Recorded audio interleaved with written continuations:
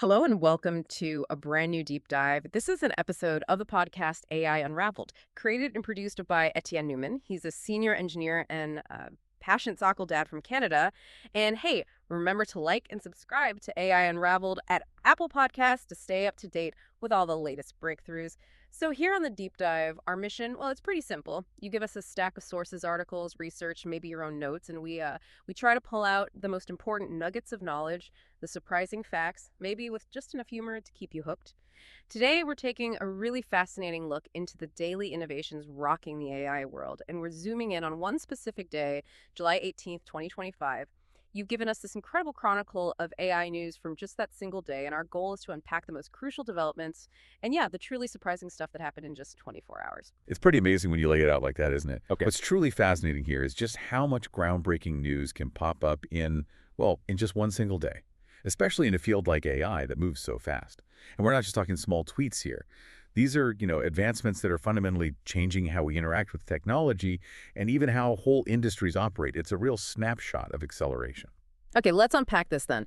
The absolute headline grabber today, it feels like it has to be the unveiling of these powerful new AI agents, specifically OpenAI's ChatGPT agent. It seems like it's taking autonomous AI to a whole new level. Absolutely. Yeah, this is a big one. It's essentially a general purpose AI agent. So it's designed not just to chat, but to actually execute complex digital tasks for you.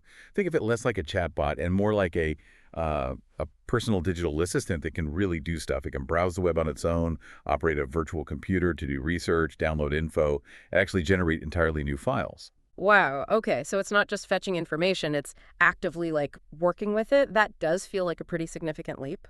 Precisely, yeah. And it integrates deeply with your personal digital life. For instance, it can link up with your Gmail and GitHub to pull useful data. And it can interact with websites like securely logging in to handle forms and things like that. It basically combines their older operator and deep research features into one kind of seamless system. It uses a visual browser or even a terminal, the command line, to produce finished outputs. Things like editable presentations, detailed spreadsheets, all based on what you ask it to do. OpenAI actually showed it booking travel, building presentations, shopping, creating a product concept, even setting up an online order. Real-world stuff. And the performance data you shared here is, well, it's pretty astonishing. SOTA performance, state-of-the-art across humanities last exam, frontier math, and these real-world task benchmarks. What does achieving SOTA on something called humanities last exam, what does that actually signify? Is it as dramatic as it sounds? Yeah, the name is a bit dramatic, but it's a serious benchmark. It's a great question. Achieving state-of-the-art performance here, it isn't just a technical win in a lab setting. It suggests these agents are developing a remarkably generalizable understanding and problem-solving capability. And that really challenges our previous assumptions about AI's limits. It kind of implies a move towards truly autonomous problem-solving, not just ticking off tasks. But of course, with that kind of capability, safety becomes absolutely paramount. OpenAI has actually classified this agent as high capability for biological risks, so they're enacting their strictest safety protocols, including live monitoring and requiring user approvals for certain actions. It's powerful, but needs responsible handling. Okay. It's one thing to hear about its capabilities and benchmarks, but what really jumped out at me in your notes was that this OpenAI model isn't just generating content, it's actually proving itself against human experts in competitions. That's right. Yeah, that's a key point. This very same OpenAI model, it placed second in a global software competition. It outperformed all but one human developer on some really complex coding tasks. And this isn't just about spitting out code snippets. It's about understanding complex requirements, debugging, optimizing, stuff that's traditionally been a human stronghold. It's a pretty significant milestone for AI in coding, and it really underscores its growing practical intelligence. But OpenAI isn't the only one pushing the boundaries here with AI agents, right? It seems like this was a major theme across the board on July 18th. What else caught your eye? Absolutely. It wasn't just OpenAI. Take Reflection AI's Asimov agent, for example. Yeah. While the OpenAI agent is kind of broad, general purpose, Asimov is laser-focused on coding. Comprehension, reasoning, readability. And its unique angle is its knowledge base. It ingests not just code, but also things like architecture docs, emails, Slack threads, project reports, to build this persistent, sort of living knowledge base specifically for engineering teams.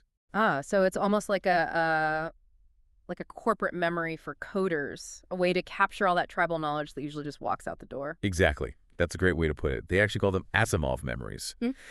Teams can store and update this collective knowledge just using natural language prompts, and it's all protected by role-based access controls, obviously.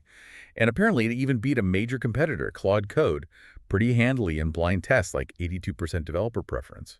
It uses multiple retriever agents that feed into a central reasoning system. Pretty sophisticated setup. And the founders, Misha Laskin and Ioannis Antonoglu, they come from Google DeepMind, worked on things like Gemini and AlphaGo.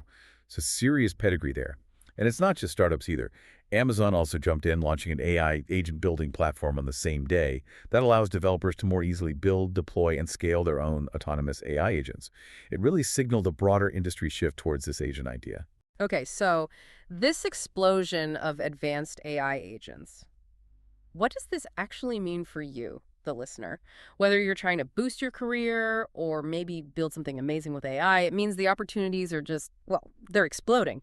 And look, if anyone's feeling a bit overwhelmed by how fast this is all moving, or maybe wondering how to actually use these advancements, understanding these shifts and building practical skills is more critical than ever. Indeed. And if you are looking to certify your skills in this field, really get ahead. We did find some excellent resources. Yes, our producer, Etienne Newman, has you covered. He's put together AI certification preparation ebooks and audiobooks, and they're available over at dgemgaytech.com. You'll find guides for things like Azure AI Engineer Associate, Google Cloud Generative AI Leader Certification, AWS Certified AI Practitioner Study Guide, Azure AI Fundamentals, and the Google Machine Learning Certification. All the links are in the show notes. These are exactly the kinds of tools you need to turn these, fascinating headlines into real career growth. And if we connect this back to the bigger picture, these agent developments are really just one part of how AI is weaving itself into, well, pretty much every sector. It's truly transformative. It's touching everything from how we get around to how we're entertained. Right. So from code, let's shift gears maybe onto the roads. Uber, for instance. You mentioned they're taking a massive leap into a driverless future. What's the story there? Yeah, this is a really bold move from Uber. They're planning to roll out a fleet of 20,000 AI-powered self-driving taxis. This isn't some tiny pilot program. It's a huge strategic step towards that driverless future they envision. They're partnering with the automaker Lucid to actually build the vehicles, and with Neuro for the software side, the autonomous driving system. The fleet will use modified Lucid Gravity SUVs, and they'll be equipped with the Neuro Driver module. They're targeting level 4 autonomy. Okay, quick clarification for our listeners. What does level 4 autonomy actually mean in practice? Good question. Level 4 basically means the vehicle can handle all driving tasks entirely on its own, but only under specific conditions or within certain geographical areas without needing a human to intervene. It's a significant step up from the driver assist features many cars have today. And this whole system is powered by some serious hardware, like an NVIDIA Drive Thor chip, which is designed specifically for the heavy computation needed for real-time autonomous driving. Production is slated to start late 2026, launching first in a single U.S. city. Then the full rollout is planned over the next 6 years or so. It's a glint into the future of urban mobility, really. Fascinating. Okay, and from the roads, let's pivot to, say, the screens in our living rooms, Netflix. It seems even they're now using generative AI to make movie magic. Yeah, that's right. Netflix confirmed that its first final footage produced using GenAI appeared in an Argentine show called El Atonada. Apparently, AI tools were used to create a scene where a building collapses.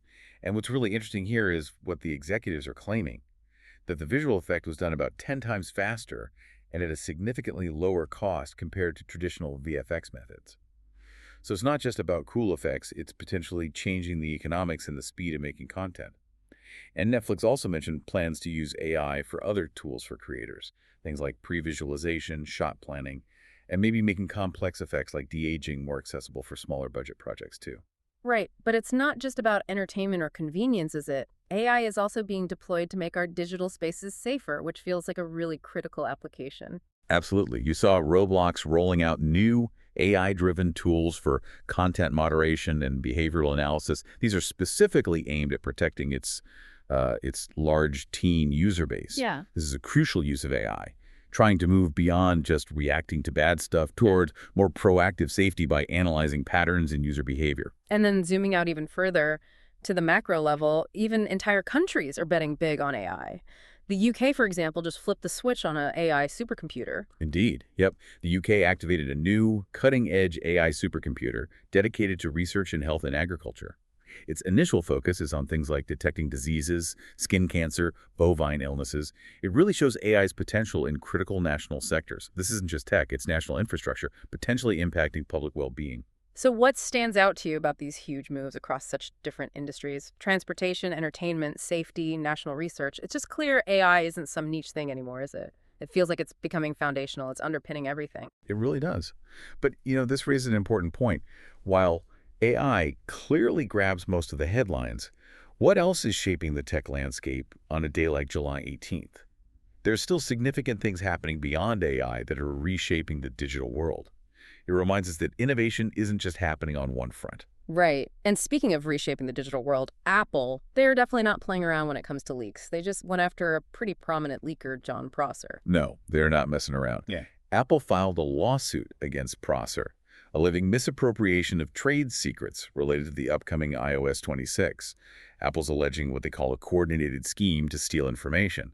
Apparently, it involved breaking into an employee's special development iPhone using location tracking and a passcode, and then showing Prosser the unreleased iOS 26 over a video call. That's the allegation. Prosser, for his part, denies plotting to access the phone and says he didn't know how his associate got the info. It really highlights how fiercely these tech giants guard their secrets. Okay, shifting to another tech giant's legal headaches, Meta. They just settled a massive privacy lawsuit. Sounds like this one went right down to the wire. It really did. Mark Zuckerberg, Sheryl Sandberg, Mark Andreessen, and other Meta execs settled a shareholder lawsuit. The shareholders were seeking something like $8 billion to cover fines and costs from repeated user privacy violations over the years. And yeah, this last-minute agreement meant they avoided having to testify under oath, which is pretty significant. What's particularly notable, especially for anyone tracking corporate governance, is that this was apparently the first time these very difficult-to-prove Caremark claims actually went to trial. Those claims basically accuse a company's board of a complete failure in its oversight duties. So this could set a precedent for board accountability down the line. Wow, okay. And then in the world of digital assets, crypto, the U.S. just passed its first major piece of national crypto legislation. That feels like a landmark moment. Yes, it seems so. The Genius Act, as it's called, is expected to be signed into law by President Trump shortly after this date. The key part of this bill is that it establishes a regulatory framework for stablecoins, specifically requiring them to be backed one-for-one with the U.S. dollar or similar low-risk assets. It's a huge step towards bringing crypto more into the mainstream regulatory fold.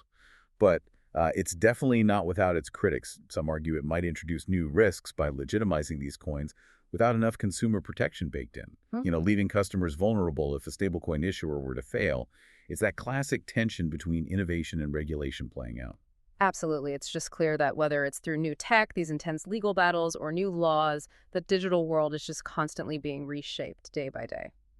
Okay, now let's quickly zoom back into AI for just a moment. There were a few more fascinating AI innovations that popped up on July 18th, just showing how diverse and dynamic this landscape really is. Yeah, a real flurry of activity. We saw Lovable founder Anton Asika announce a big new funding round, $200 million, valuing his Swedish AI app-building startup at $1.8 billion, shows strong investor confidence in specialized AI tools.